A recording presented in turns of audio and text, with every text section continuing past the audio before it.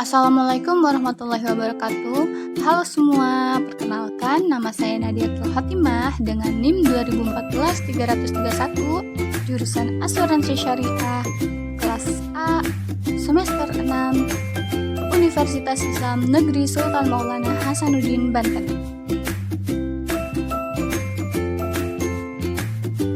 Video ini dibuat untuk memenuhi tugas mata kuliah Manajemen Asuransi dan Reasuransi Syariah dengan dosen pengampu Bapak Trisna Taufik Darmawansyah ME. Dalam video kali ini kita akan membahas tentang penilaian kerugian terhadap laba. Kerugian harta yang bersifat langsung dan tidak langsung yang dibicarakan pada dasarnya tidaklah hanya kerugian yang terjadi ketika hak milik tersebut rusak, hancur, atau hilang. Kerugian tak langsung tidak terbatas sampai kerugian harta saja, tetapi termasuk kerugian tak langsung yang timbul selama harta tersebut dalam penggantian atau perbaikan. Perusahaan-perusahaan mungkin mengalami penurunan pendapatan jika harta yang rusak itu mengganggu produksi dan kegiatan lain, seluruhnya maupun sebagian. Sebagai akibatnya, antara lain menurunnya pendapatan atau meningkatnya biaya-biaya.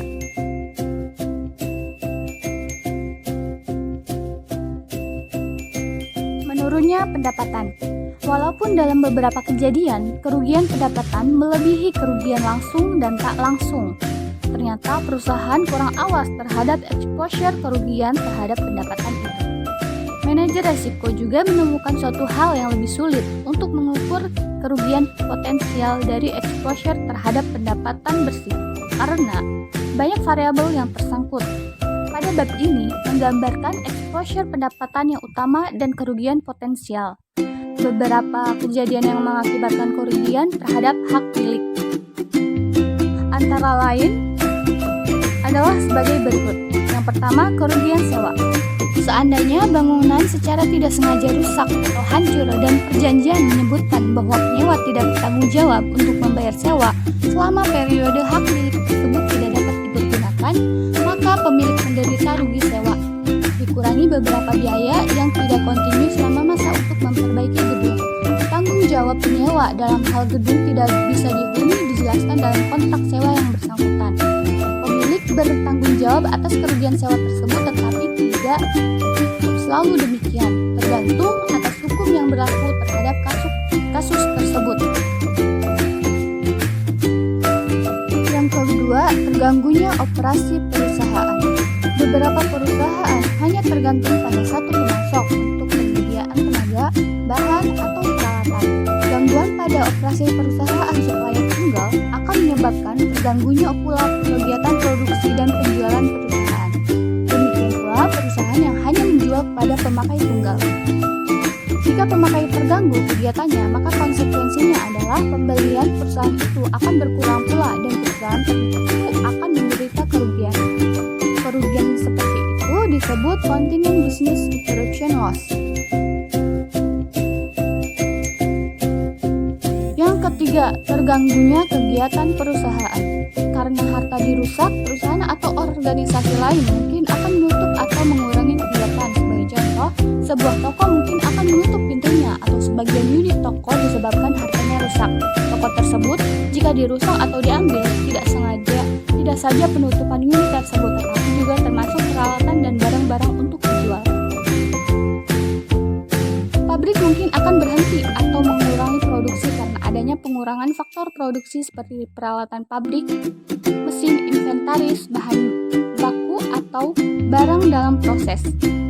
Kerugian karena terganggunya perusahaan seperti itu meliputi yang pertama, laba bersih perusahaan yang berkurang atau hilang sama sekali.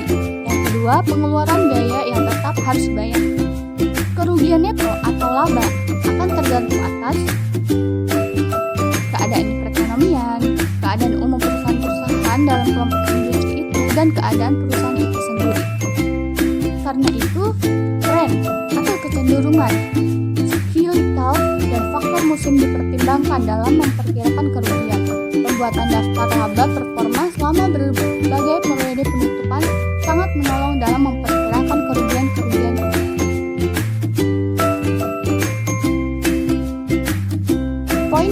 4. Berkurangnya laba pada barang jadi. Seperti yang diuraikan sebelumnya, kegiatan pengusaha pabrik dianggap akan terganggu jika proses produksi dan penjualan terganggu. Karena jika barang jadi rusak atau terpaksa dimusnahkan, maka pengusaha pabrik akan mengalami kerugian terhadap laba karena tidak bisa dijualnya barang jadi itu sebagaimana mestinya.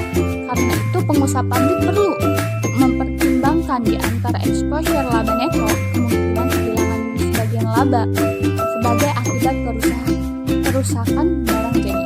Kehilangan laba pedagang yang disebabkan rusak atau diambilnya barang mereka yang akan dijual sudah termasuk dalam kerugian akibat gangguan perusahaan.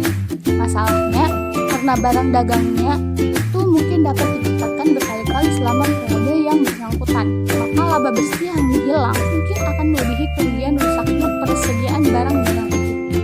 Tetapi, kadang-kadang kerugian potensial diukur lebih baik dengan kerugian atas laba berkenaan dengan penyediaan yang siap dijual. Misalnya, barang tersebut mungkin tidak bisa digantikan.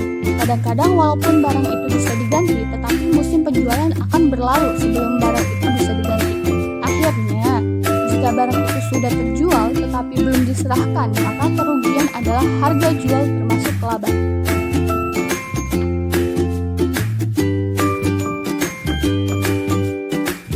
Poin yang kelima, pengumpulan piutang yang mengecil.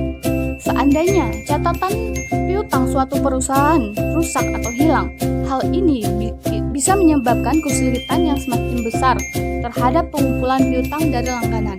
Semakin besar jumlah langganan dan rata-rata piutang semakin kecil, kesulitan yang lebih besar akan terjadi. Kadang-kadang catatan tersebut dapat dibuat kembali berdasarkan dokumen lain, tetapi pembuatan tersebut memerlukan biaya yang akan mengurangi nilai pengumpulan.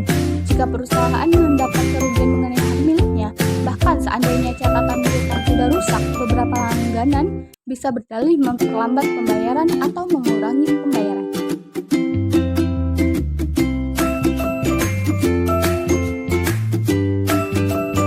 Meningkatnya biaya. Biaya dapat meningkat karena kerugian terjadi pada bermacam-macam hal, seperti kerugian nilai sewa. Seandainya perusahaan memiliki gedung yang tidak dapat ditempati karena rusaknya bentuk fisik, kerugian pemilik terhadap nilai sewa gedung untuk beberapa waktu terjadi selama masa perbaikan. Nilai penyewaan tersebut bisa diukur dengan nilai sewa gedung penggantinya dikurangi dengan biaya non-continuous. Jika perusahaan adalah penyewa, bukan pemilik, maka kerugian tergantung atas perjanjian leasing atau sesuai dengan hukum yang berlaku, yang menegaskan apakah penyewa harus membayar kontrak jika gedung yang disewakan tidak dapat dihuni karena kerusakan gedung tersebut. Seandainya penyewa tidak membayar sewa, besar kerugian hanya berupa kelebihan nilai sewa gedung lain yang sepadan. Jika penyewa diharuskan membayar sewa, maka kerugiannya adalah sebanyak sewa yang harus dibayar untuk sewa gedung lain yang sepadan.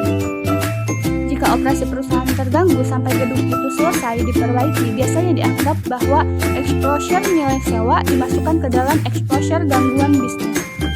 Jika perusahaan ingin melanjutkan operasi pada lokasi lain dengan mengabaikan biaya ekstra, maka exposure nilai sewa menjadi bagian dari exposure biaya ekstra yang menjadi lebih besar.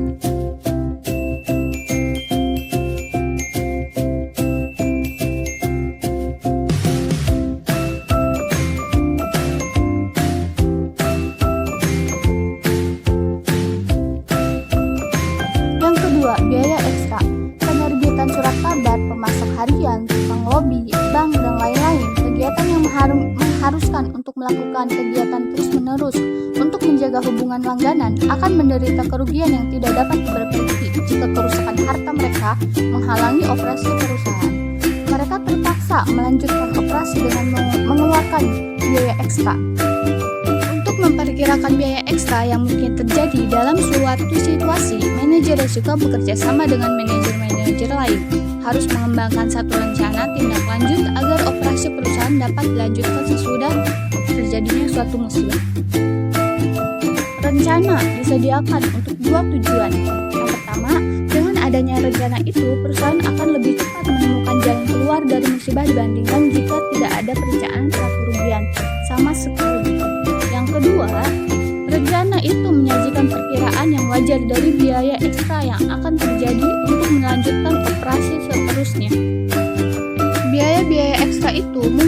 berupa biaya pindah dari tempat sementara sewa ekstra untuk tempat sementara, harga yang lebih tinggi untuk pesanan mendadak bagi bahan baku, supply, atau barang dagangan.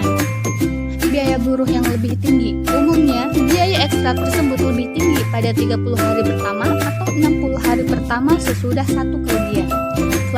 Selain untuk perusahaan yang perlu segera memulihkan operasinya dalam mempertahankan langganan, perusahaan tentu seperti perusahaan umum yang mengharuskan untuk memelihara pelayanannya kepada masyarakat tidak terputus. Kadang-kadang ada perusahaan yang mempunyai biaya ekstra maupun exposure gangguan perusahaan. Sebagai contoh, perusahaan yang diverifikasinya baik yang memproduksi jasa atau produk. Beberapa di antaranya tidak dapat dilanjutkan produksinya dan yang lain dengan menghentikan produksi. Perusahaan yang lain mungkin akan mencegah atau menghambat operasinya dalam jangka pendek, tapi lebih menyukai operasi dengan fasilitas sementara dengan mengeluarkan biaya ekstra dalam kasus penutupan pabrik lama. Lemburnya biaya ekstra untuk meneruskan operasi, perusahaan mungkin mengeluarkan beberapa biaya untuk mempercepat perbaikan, di samping memilih menutup perusahaan atau meneruskan di lain tempat.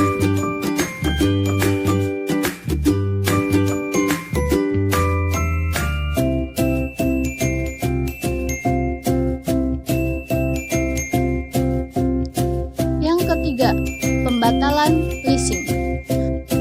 Beberapa perjanjian leasing, kontrak atau sewa beli menyebutkan bahwa jika bangunan itu rusak paling kurang 50%, maka lease bisa dibatal, baik secara otomatis maupun atas pilihan salah satu pihak. Penyewa menderita kerugian jika harta yang disewa itu lebih berharga dari sewa yang telah dibayar, atau jika penyewa telah membayar suatu bonus atau sewa yang dibayar di muka yang tidak dapat diminta kembali.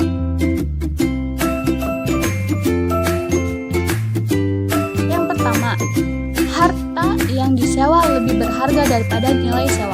Kadang-kadang dalam list jangka panjang atau suatu bangunan menyebutkan kontrak sewa yang lebih kecil dari nilai sewa gedung yang berlaku bagi gedung yang setara dengan gedung tersebut. Leasing yang seperti itu bernilai bagi penyewa. Jika leasing seperti itu mengandung persyaratan dapat dihapuskan secara otomatis atau atas kehendak pemilik, dan jika kerugian seperti itu memang terjadi, maka pemilik mungkin akan meminta kontrak sewa yang lebih tinggi sesuai dengan nilai sewa dari gedung itu. Karena itu, penyewa menghadapi suatu potensi kerugian sama dengan present value.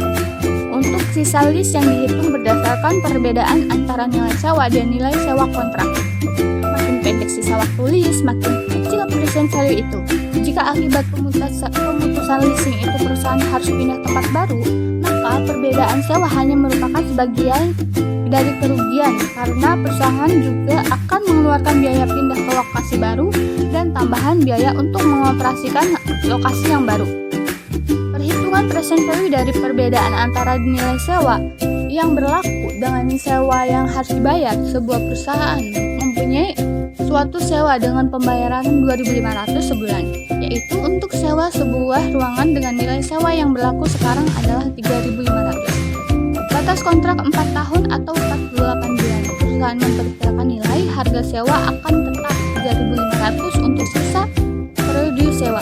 Jika sewa terputus, maka perusahaan itu akan mengalami kerugian sebesar perbedaan antara 3.500 dan 2.500 atau 1.000 yang dibayar pada awal setiap bulan untuk selama 48 bulan. Present value untuk nilai lump sum equivalent. Kerugian ini adalah jumlah diinvestasikan pada tingkat bulan tertentu, memberikan withdrawal 1.000 yang dibayar pada permulaan setiap bulan selama 48 bulan jika tingkat diskon 6% yang diasumsikan.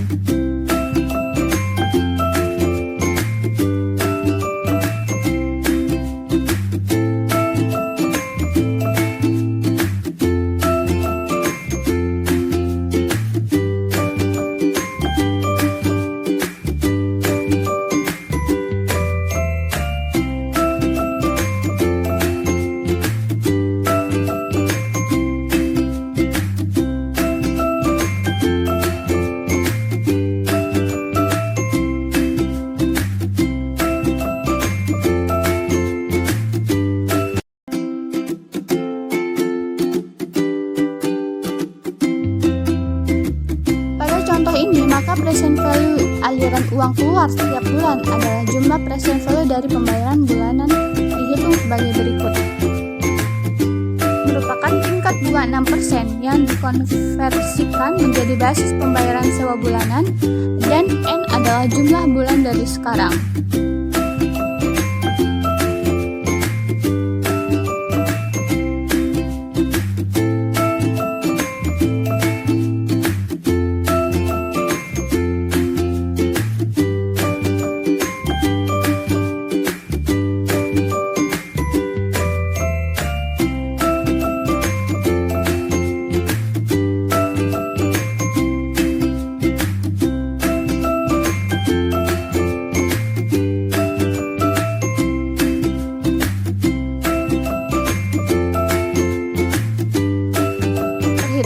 Akan menjadi sebagai berikut. Bulan, perbedaan pembayaran, diskonto, faktor, present value.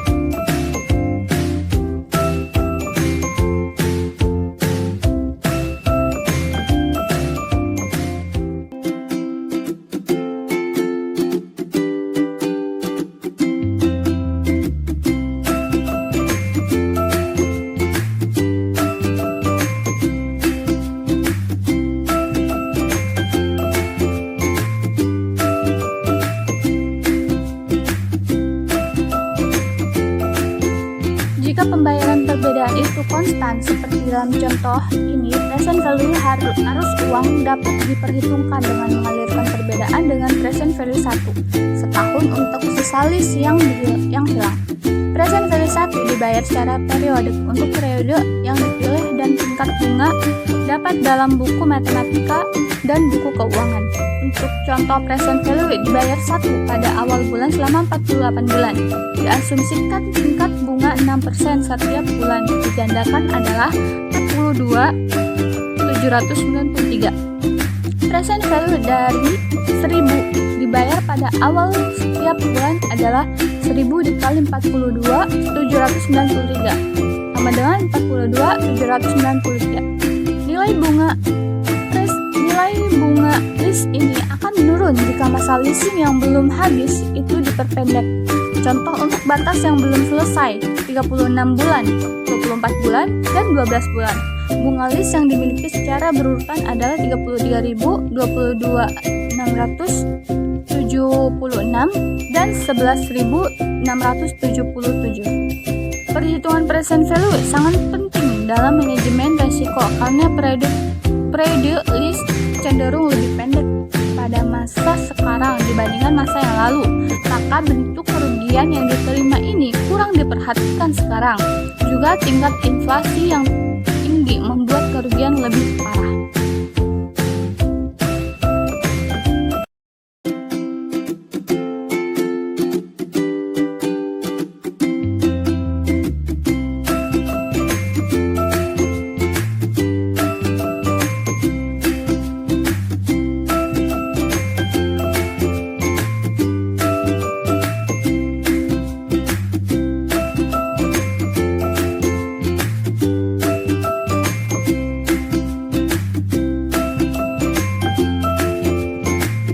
Kedua, bonus atau pembayaran di muka sewa.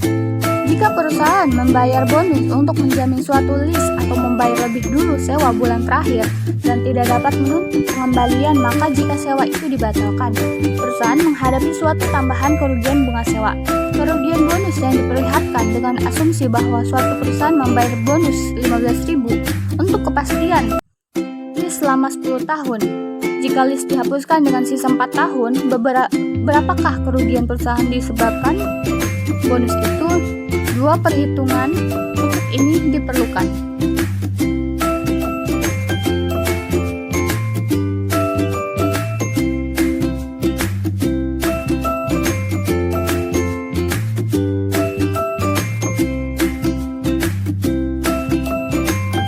Yang pertama, 15.000 disebarkan sepanjang 10 tahun periode lease dengan menanyakan berapa tambahan pembayaran sewa tahunan untuk 10 tahun yang mempunyai present value 15.000. Present value 1 dibayar pada awal 10 tahun selama 10 tahun.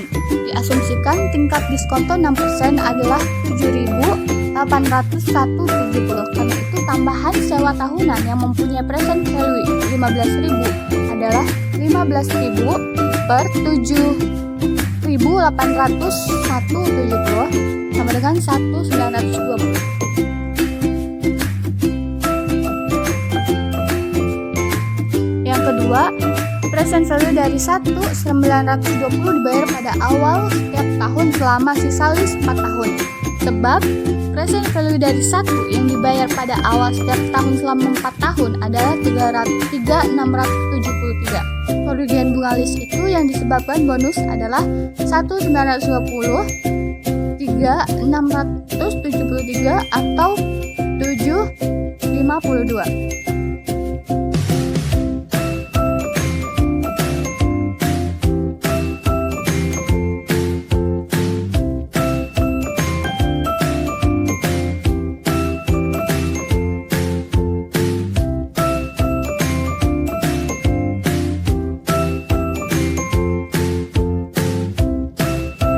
Pembayaran kerugian harga sewa yang telah dibayar di muka lebih mudah. Diasumsikan suatu pembayaran di muka 30.000 untuk tahun pertama terakhir dari lease dengan masa sisa 4 tahun ketika lease dihapuskan.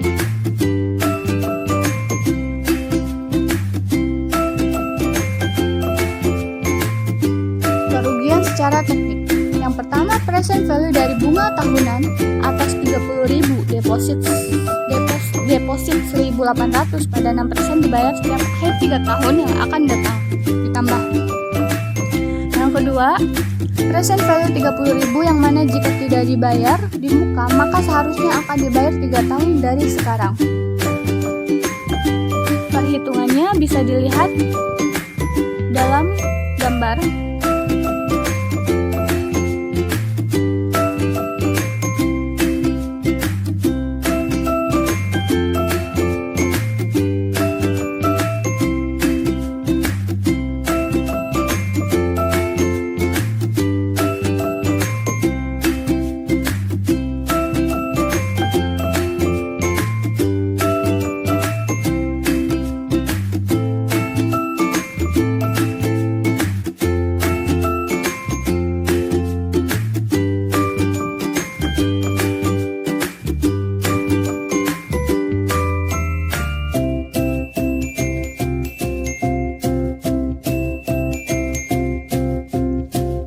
Kata lain, tidak ada perhitungan yang diperlukan. Kerugian adalah pembayaran di muka sewa itu.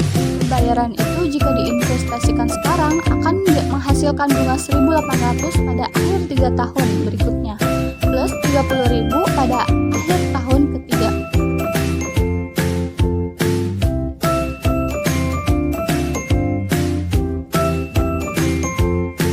Yang ketiga atau yang terakhir, perbaikan yang tidak dapat dipindahkan. Kadang-kadang penyewa melakukan perbaikan untuk bangunan yang disewakan. Bahan yang terpakai tidak dapat dipindahkan ketika penyewa meninggalkan bangunan. Suatu perusahaan melakukan perbaikan itu disebabkan tambahan nilai guna selama gedung itu dipakainya. Berapakah kerugian yang diderita penyewa jika perbaikan yang tak dapat dipindahkan ini ikut rusak atau hancur?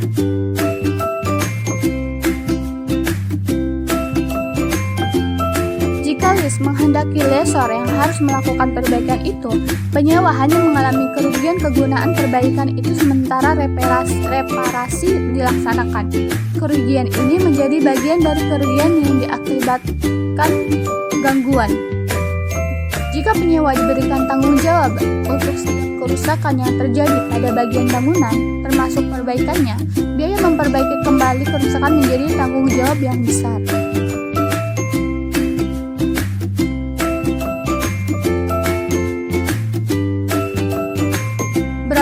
kerugian perusahaan jika list tidak menyebutkan secara khusus mengenai perbaikan untuk meningkatkan nilai guna.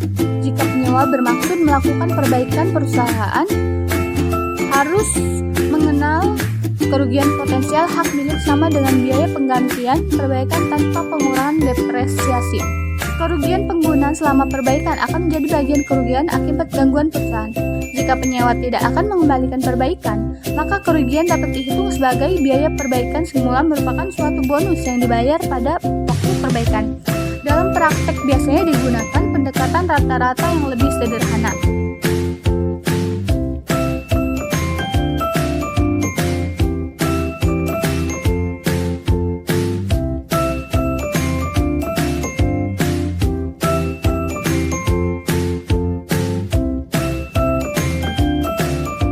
Contoh, diperagakan bahwa biaya perbaikan 15.000 dilakukan pada awal tahun sewa dan dimusnahkan pada akhir tahun ke-6. Diasumsikan bahwa 40% dari 15.000 atau 6.000 telah hilang. Pendekatan prorata ini mengabaikan kenyataan bahwa nilai perbaikan mungkin tidak menurun secara seragam selama periode sewa, nilai waktu dari uang, dan pengaruh inflasi.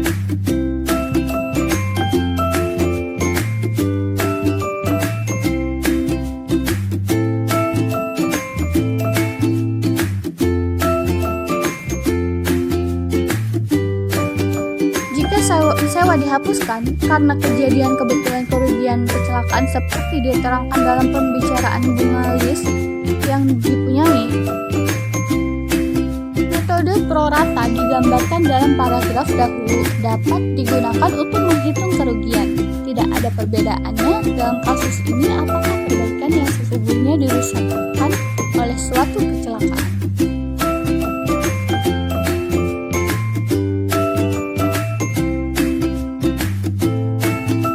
Jadi, kesimpulan dari materi kali ini adalah kerugian harta yang bersifat langsung dan tidak langsung pada dasarnya tidaklah hanya kerugian yang terjadi ketika hak milik tersebut rusak, hancur, atau hilang. Perusahaan mungkin mengalami penurunan pendapatan jika harta yang rusak itu mengganggu produksi dan kegiatan lain, seluruhnya maupun sebagian. Sebagai akibatnya, antara lain menurunnya pendapatan dan meningkatnya biaya-biaya. Menurunnya pendapatan dapat disebabkan oleh yang pertama kerugian sewa, yang kedua terganggunya operasi perusahaan, yang ketiga terganggunya kegiatan perusahaan, yang keempat berkurangnya laba pada barang jadi, yang kelima pengumpulan piutang yang mengecil. Sedangkan meningkatnya biaya karena yang pertama kerugian nilai sewa, yang kedua biaya ekstra, yang ketiga pembatalan leasing. Pembatalan leasing di antara lain, harta yang disewakan lebih berharga daripada nilai sewa. Yang kedua, bonus atau pembayaran di muka sewa. Yang ketiga, perbaikan yang tak dapat dipindahkan.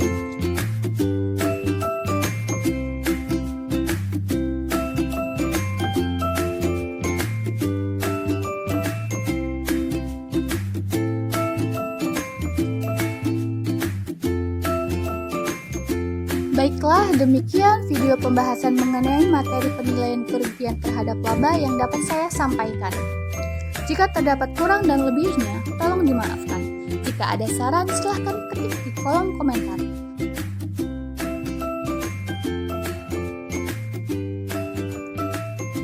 Sebelum video ini ditutup, jangan lupa kalian untuk subscribe, like channel ini, dan klik kolom komentar.